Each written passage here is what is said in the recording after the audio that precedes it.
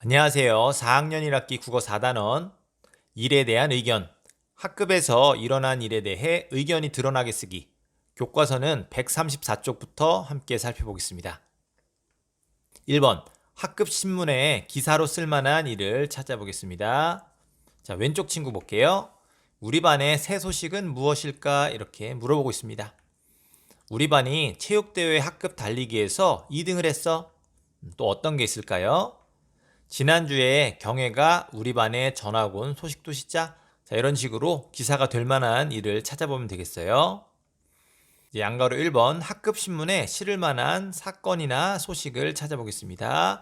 지금 보면은 생각 그물에다가 여러분이 쓰면 되겠어요.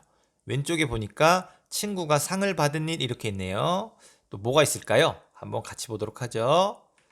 우리 반이 독서 우수학급으로 뽑힌 일, 이런 식으로 반에 있었던 일을 써도 되겠고요. 쉬는 시간에 복도나 교실에서 뛰는 문제, 이렇게 문제도 괜찮겠습니다. 그리고 쓰레기 분리배출이 잘 되지 않는 문제, 이런 식으로 사건이나 소식을 생각해서 적으면 되겠습니다. 양가로 2번, 1에서 찾은 사건이나 소식이 학급 신문에 실을 만한 것인지 이야기해 보겠습니다.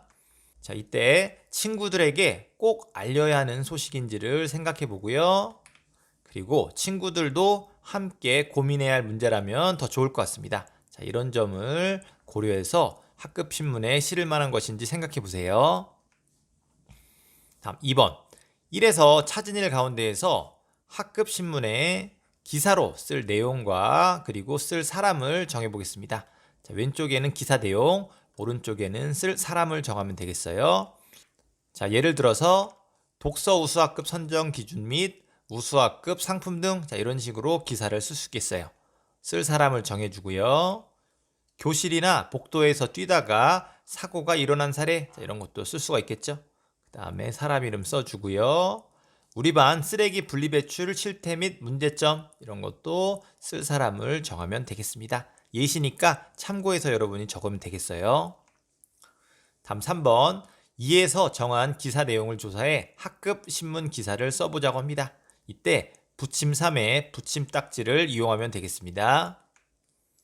자, 이때 연필 친구가 말한 것처럼 어떤 일이 있었는지 사실을 정확하게 조사해야 되고요. 그리고 친구가 한 말, 선생님이나 부모님께서 하신 말씀도 써보면 좋겠습니다.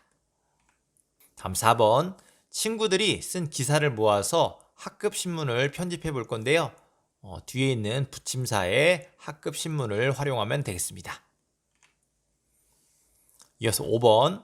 학급 신문에서 기사를 읽고요. 기억에 남는 기사와 그에 대한 자신의 의견을 써보면 되겠어요. 왼쪽에는 기사, 오른쪽에는 내 의견입니다. 자, 예시를 같이 보죠. 제목, 고운 말을 쓰자. 내용을 같이 보죠. 지난주 우리 반 친구들끼리 거친 말을 쓰다가 다투게 되어서 선생님께 꾸중을 들은 일이 있었다.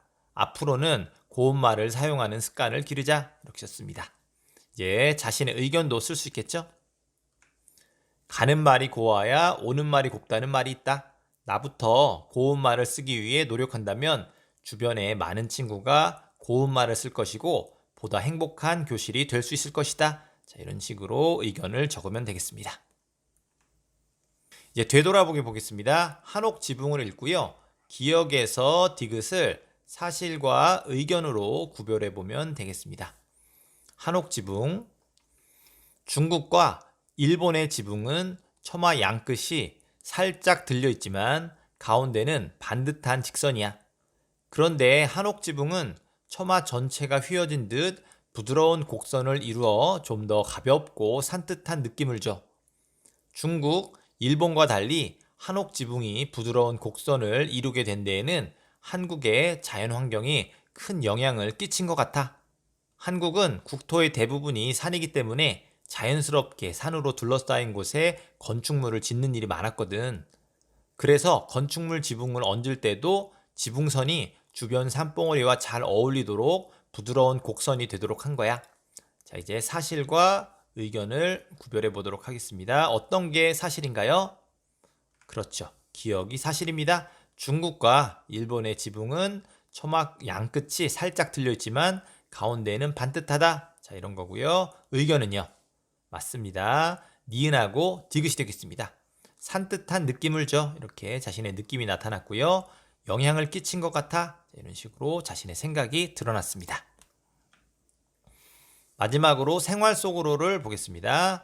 이 단원에서 배운 내용을 생활 속에서 실천해 보도록 하겠습니다. 언제 실천할 수 있을까요?